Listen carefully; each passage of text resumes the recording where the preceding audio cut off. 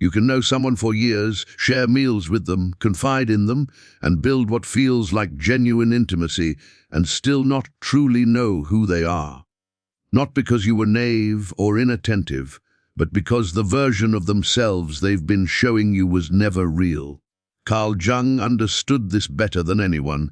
He dedicated his career to studying the gap between who people appear to be and who they truly are underneath, and he discovered that gap is far wider than most of us want to believe. Jung noticed something unsettling. Most people never reveal their real character under ordinary circumstances. When life is comfortable, when social expectations are met, when nothing is at stake, nearly everyone appears decent, even kind.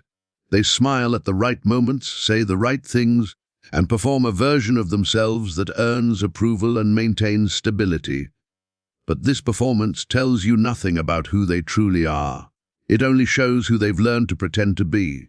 Jung called this the persona, the mask a person wears for the world. He was clear. The persona is not character. It's a costume, a strategy, a face designed for observation. It manages perception, not truth. The frightening truth of Jung's work is that you can spend decades engaging with someone's persona and never meet the person behind it. So how do you see through it? How can you recognize someone's real self when they've spent a lifetime perfecting the art of appearing as someone else? Jung discovered that true character doesn't show itself at casual dinners or polite conversations. It emerges only in moments when the persona can't hold, when the mask slips under intense psychological pressure. After years of observation, he identified 2 situations that completely strip the persona away, exposing the core of who someone really is. Today I'm going to show you these 2 situations, why they consistently reveal true character, according to Jung's framework, how to recognize what you're witnessing when the mask slips, and why most people overlook these signals even when they are staring them in the face. The first situation that exposes someone's true self is how they handle your vulnerability. Not how they respond to your strength, confidence, or successes, but how they act when you are exposed, when you've shared something painful, shameful, or sensitive that could be used against you. That moment, right after you've handed someone a piece of yourself that cannot be taken back, tells you far more about their real character than years of ordinary interaction ever could. Jung understood vulnerability as a psychological litmus test because it immediately creates a power imbalance. When you reveal a wound, a fear, or an insecurity, you place yourself in a position of exposure. The other person now holds information about you that cannot be undone. How they choose to respond reveals what lies beneath their persona in a way nothing else can. Jung observed 3 distinct patterns in how people respond to someone else's vulnerability. The first pattern is what he called holding. A person with genuine character receives your vulnerability and treats it as sacred. They do not minimize it, rush to fix it, or make it about themselves. They simply hold it. They allow you to be exposed without punishment or judgment. They demonstrate through their actions that your vulnerability is safe with them, and crucially, they never turn it into ammunition, even in heated arguments or under strain. The second pattern Jung identified is far more common and far more damaging. He called it storage. This is when someone appears to receive your vulnerability with warmth.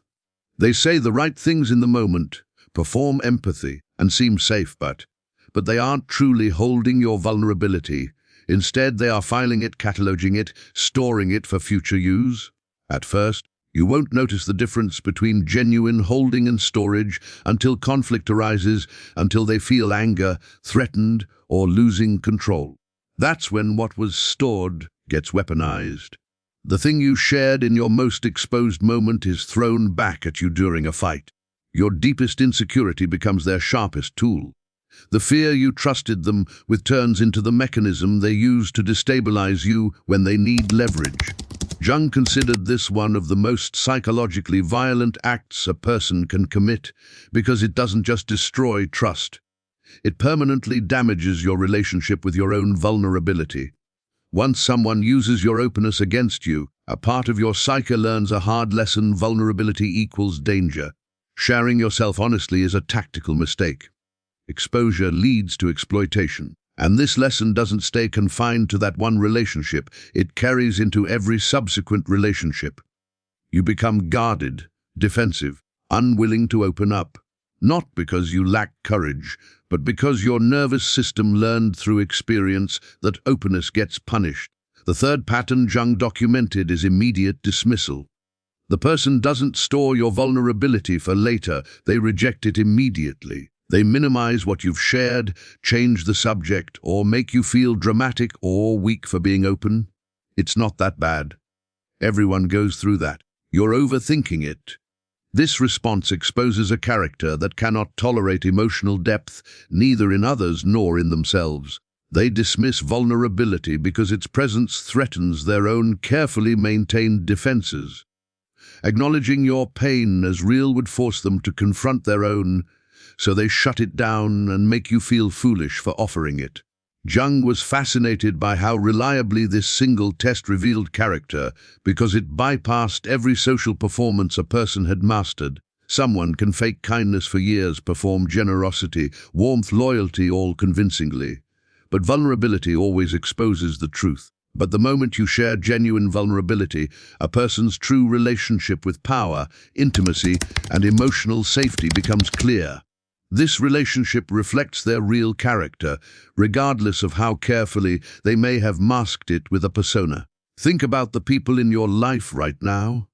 Don't focus on what they say about loyalty or love. Pay attention to what they've actually done with the vulnerable things you've entrusted to them. Did they protect it?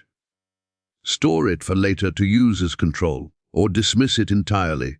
Your answer to that question reveals who they truly are, not the role they perform, but who they are when they have influence over something precious and fragile that belongs to you.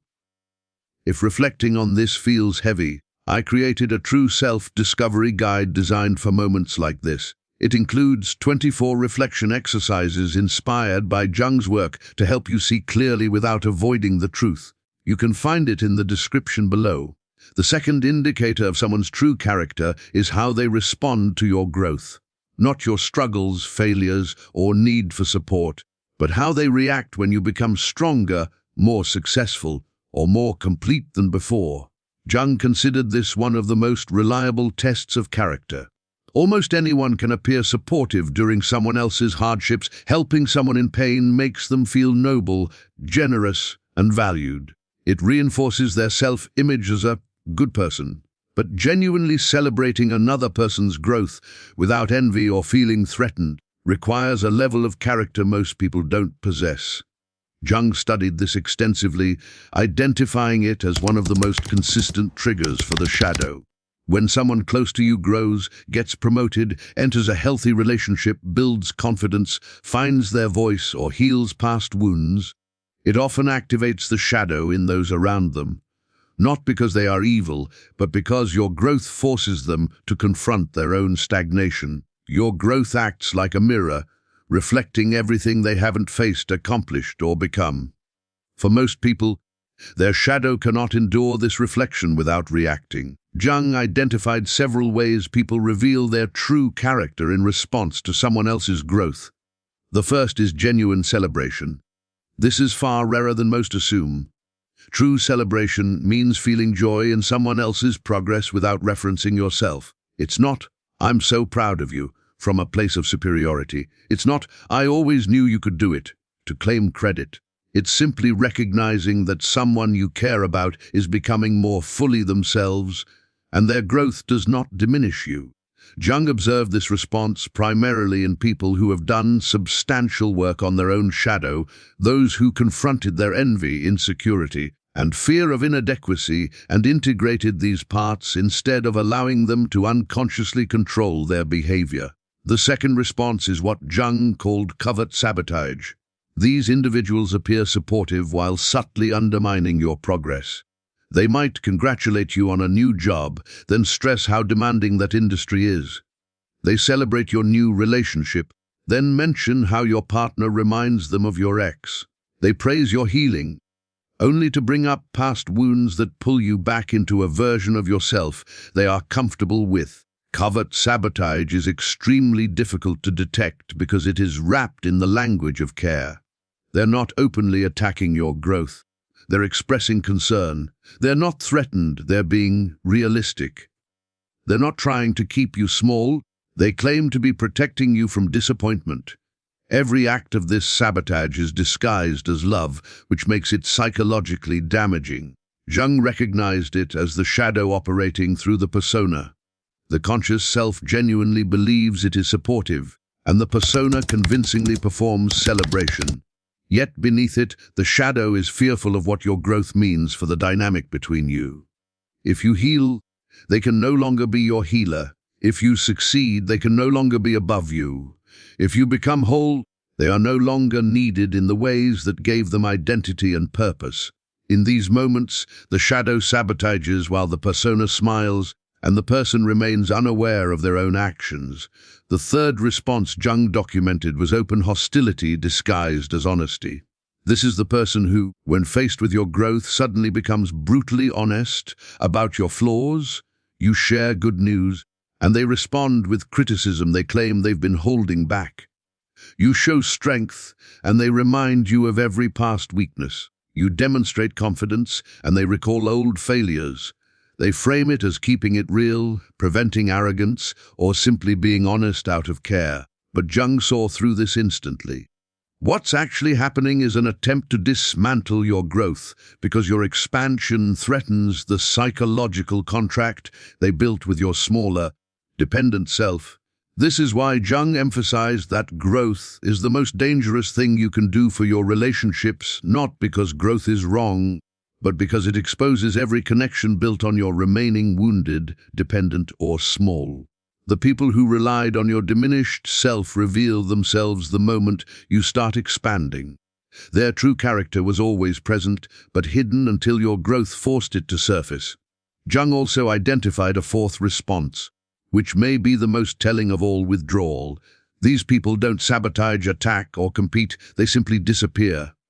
They stop calling, become unavailable, and the friendship that felt solid during shared struggles suddenly has no foundation when you thrive. The bond was built on shared woundedness, and your healing breaks that unspoken agreement. These individuals often lack self-awareness about why they pull away. They just feel uncomfortable around your growth and interpret it as the relationship running its course. Jung would say that the discomfort is their shadow recognizing that you've outgrown the container. They needed you to stay inside. Reflect on the last time you grew, set a new boundary, made a decision honoring yourself, or achieved something meaningful. Who celebrated without agenda? Who suddenly had concerns they had never voiced? Who became distant without explanation? Who became critical when you needed support most? Their responses were not random, they were character revealed under pressure. The pressure of your expansion strips away the persona and shows exactly who they have been all along. Jung connected these two insights, how someone handles your vulnerability and how they respond to your growth, to a single psychological principle. He argued that true character emerges when a person's ego is under threat. When you are vulnerable, you've entrusted someone with power they haven't earned. Their character determines whether they protect that trust or exploit it. When you grow, you threaten someone's psychological position. Their character determines whether they celebrate your expansion or attempt to contain it. In both situations, the ego is under pressure, and an ego under pressure is where the persona cracks. It's where the carefully maintained performance of who someone appears to be collapses, revealing the raw, unmanaged truth of who they are. Jung believed this was the only reliable way to truly know someone, not by listening to what they say about themselves, nor by observing them in comfort, but by watching what happens when their ego faces a situation it cannot control. This is why Jung advised becoming a student of behavior, not a consumer of words. Someone can tell you they love you, that they would never hurt you, or that they want the best for you, and they may even believe it. But words are products of the persona, crafted to manage perception.